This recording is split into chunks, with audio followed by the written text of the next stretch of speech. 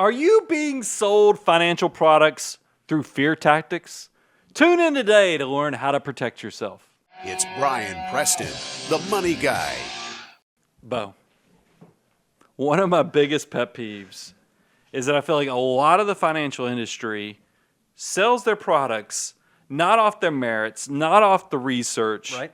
by how they can scare the heebie-jeebies out of you to buy their product. So the more the more fear you can induce in your customers, consumers, clients, the more profitable you can be. That's kind of the mantra. Well, I think it's a manipulation tactic. They know if they kind of make you fearful of things, because us as humans, we have this big propensity to want to fight or flee, that we remember bad decisions. We remember bad things that have happened to us. So if they can appeal to that, it makes the products more likely to be purchased. Sure. I mean, so that's the big thing. And in full disclosure, I feel like, because when you have these type of topics, you speak in very broad terms, but there's a good chance that there are times you should be fearful. Yep. I mean, we talk about on shows all the time, if you have children and you do not have wills and we don't know what your desires are for who's going to take care of the kids after something happens, God help you, something happens to both of you, that is something you should be fearful. And you should think about that. And on the same token, I recognize every one of the products I'm going to be talking about today, there is a place in certain people's financial life for these products. What I worry about, though, is if you look at the numbers of the people who are buying the products versus the people that fit those very specialized situations, I don't know if they always line up. Yeah. I think that there's a broader population being sold these products versus asking the, why do I need this type of product? And that is the key takeaway as we go through each of these, is understanding the why. I mean, a capital Y, W-H-Y of, should I buy this? And I think what we're going to do is we're going to go through a number of different specific financial products and kind of talk about why they might not fit in a broad structure, why they indeed should be specialized. All right. So let's jump right in. Okay. I mean, we've got a few of these, so why waste time? The first one, equity indexed annuities. Yeah, these are ones that are really interesting, because I feel like we saw a lot of these 10 years ago. Yeah. They kind of went away for a while to an extent, and I feel like now they've come back, where we're seeing them a lot more frequently now. Well, you know why? Is because we know bear markets or recessions, they're supposed to occur every 6, 7, 8 years. Right. We've now gone practically a decade since we've had the big Great Recession that occurred in 2008 and 9.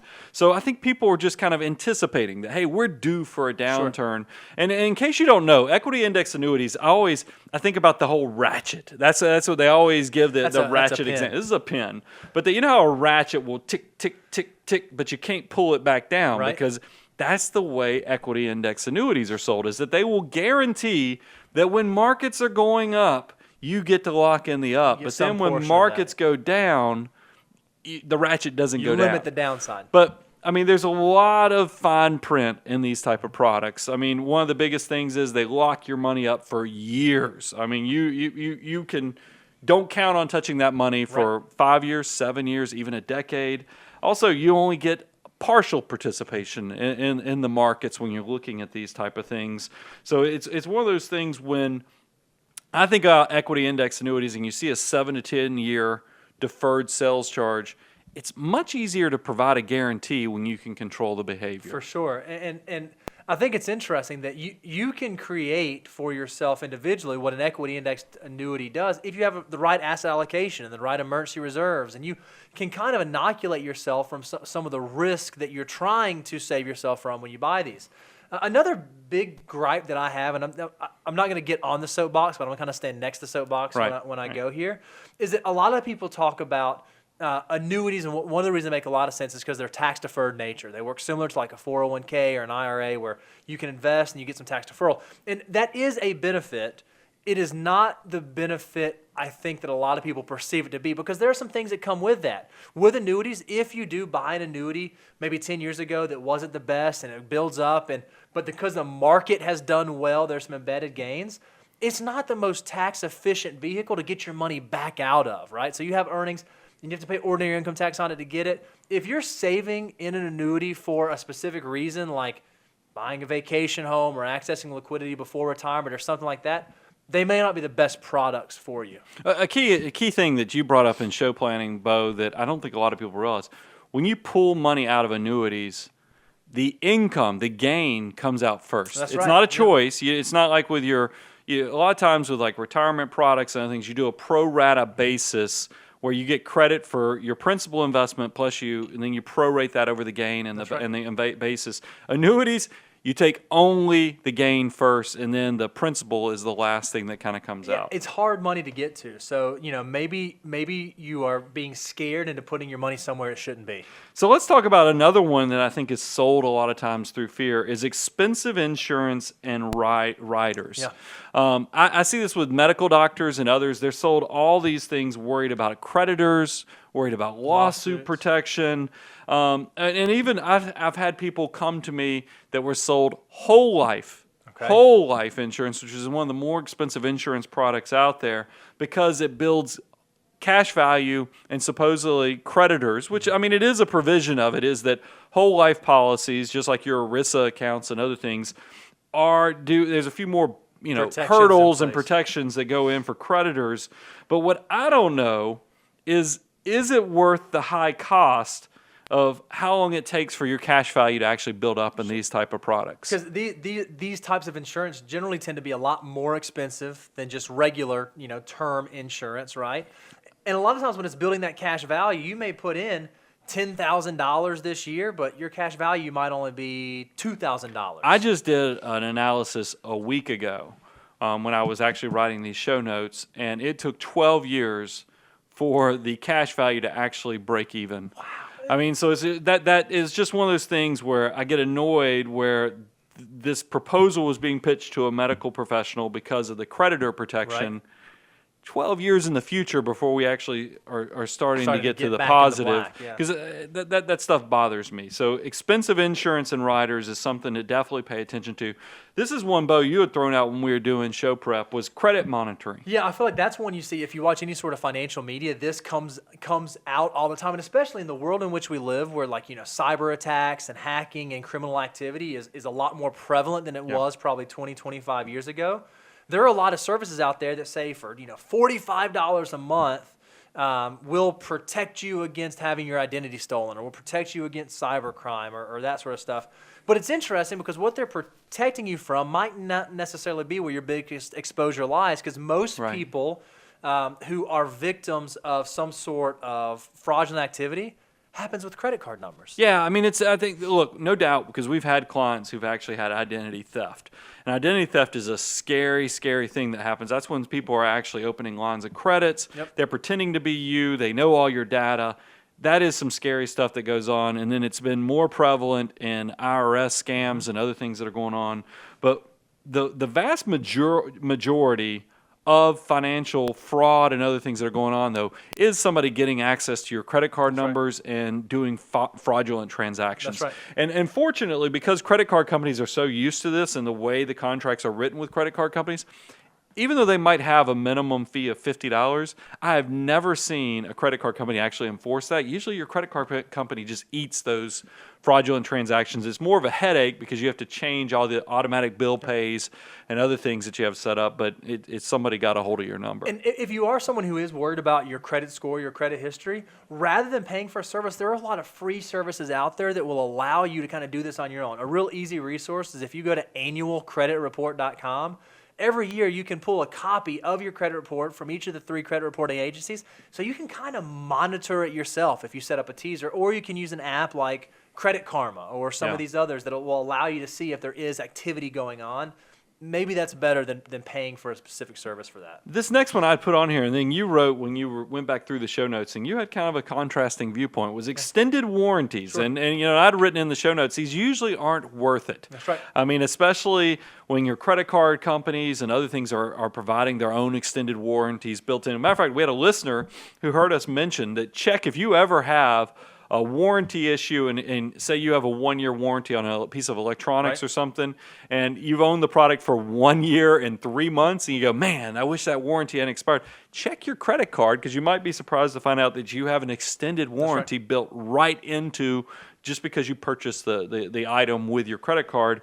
But you had mentioned, and we talked about, are they typically worth what you pay for them. Right. And I think, and Consumer Reports and others have done research, extended warranties a lot of times don't make sense That's to right. actually purchase them. But what was the exception to that Yeah, rule that you had? The one that I think is a little unique is depending on what kind of consumer you are, sometimes automobile extended warranties above and beyond the manufacturer's normal warranty might make sense. So if you buy a car and, it's got a 3-year, $60,000, Or 48,000 or 48 or 36,000 miles. Yeah. it might make sense for you to extend that up to a full 100,000, depending, if you're someone who's going to drive a car from 0 to 100,000. I think we've talked about this, Brian. We've both purchased these extended warranties on automobiles in the past and not used them at all. So it was total sunk cost. That's why I think I have a different take is that actually I don't like extended warranties on automobiles because I have bought them, and maybe it's because I'm buying really reliable cars. Sure.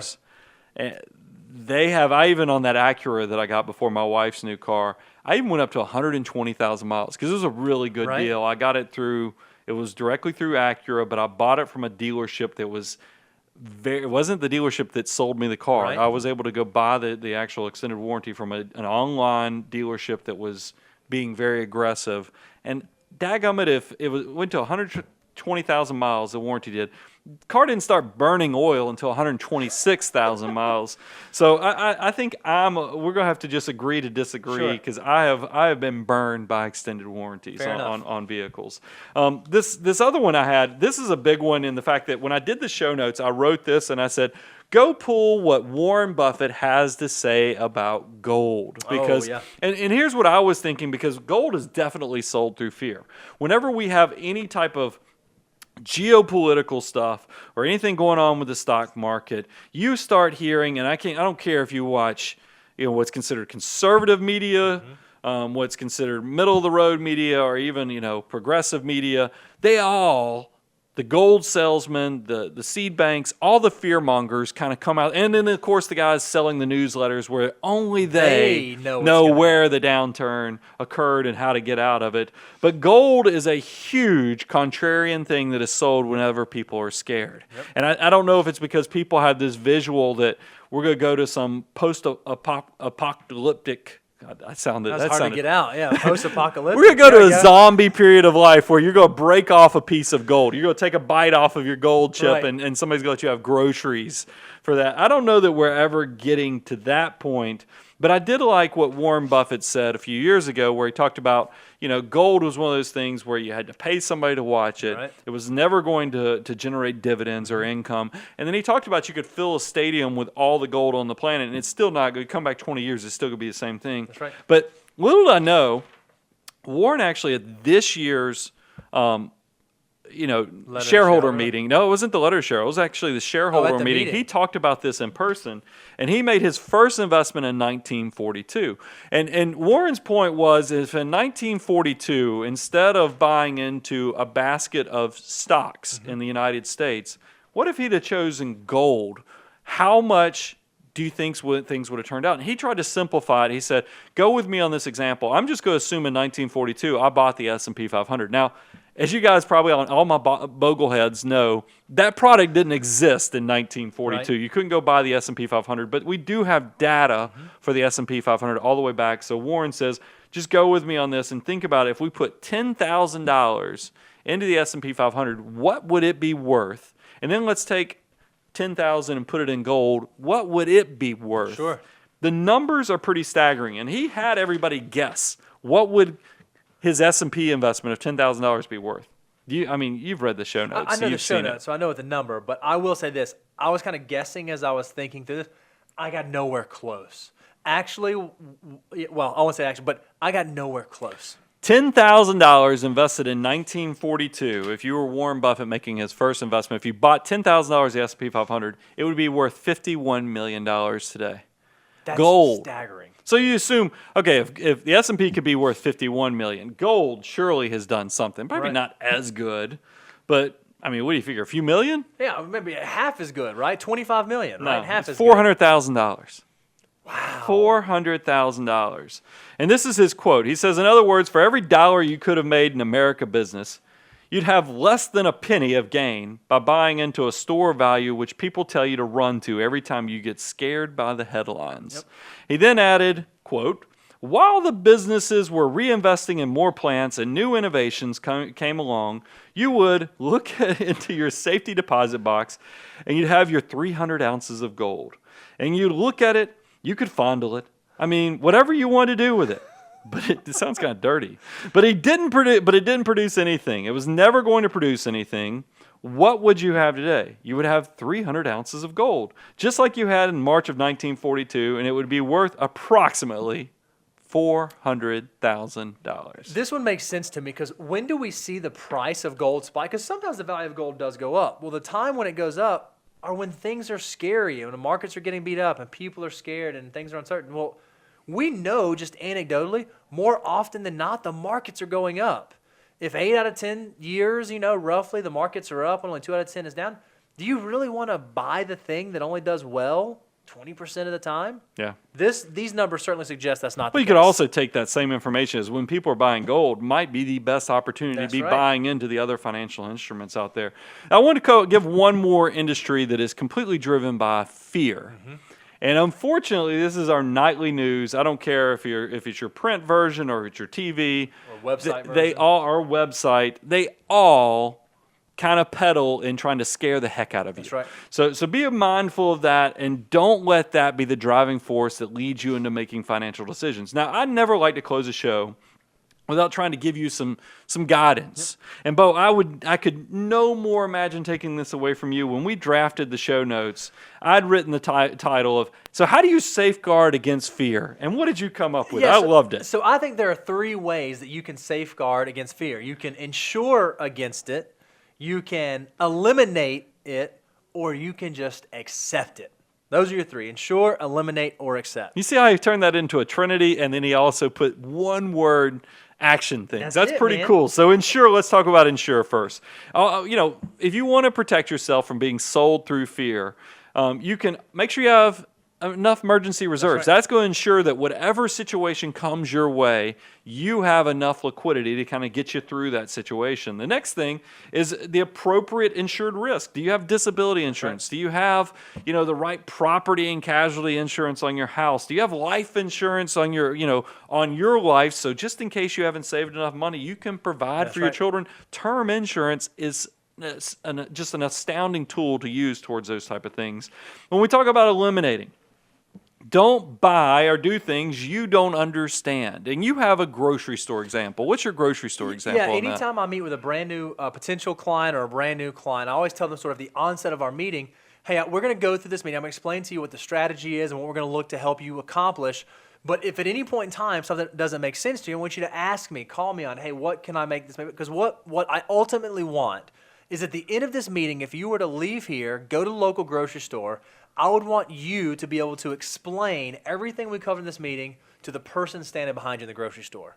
And if you don't leave with that level of understanding, I have not done a great job of telling you what it is we're doing and why we're doing it. And so if you don't have that level of understanding around that equity indexed annuity or that whole life insurance or fill in the blank of the thing that you're thinking about purchasing, that's a pretty good sign that maybe you should just eliminate it. So don't let somebody sell you both on fear and complexity. That's right. Because those are 2 powerful tools that are put together with a lot of financial products. And then the last thing you had on here was accept. That's right. And the first one we had was an appropriate investment strategy taking into account both the risk tolerance and risk capacity. Mm-hmm. We know risk tolerance is your ability to not emotionally react because you haven't taken on too much risk that you can handle just as an individual. Capacity means you might be willing to take the risk, but you don't have the time for your portfolio to recover, your assets to recover, where you could derail your retirement or derail when you need the money. So take those 2 things into account.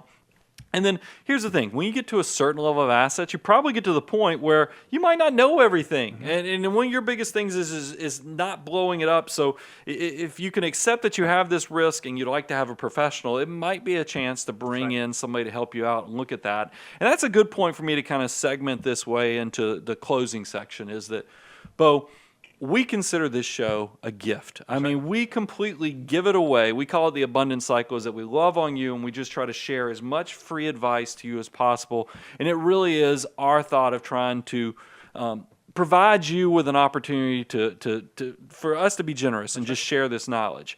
And all we ask of you is that when you get to the point that you were successful enough that you think, hey, I need somebody to look over my shoulder. I want you to feel like, hey, those guys loved on me. They just gave me this free gift. Maybe I ought to give them a shot. If you can just honor us with that opportunity of just giving us a chance, we would greatly appreciate it. Because we work with clients all across the country. That's right. We love working with our Money Guy Show listeners. And, it's one of those things I think you can sense. This is a passion for us, and we love putting our heart and soul into it and just keep delivering content for you guys. So go beyond common sense. Check us out at moneyguy.com. I'm your host, Brian Preston. My co-host, Mr. Bo Hansen.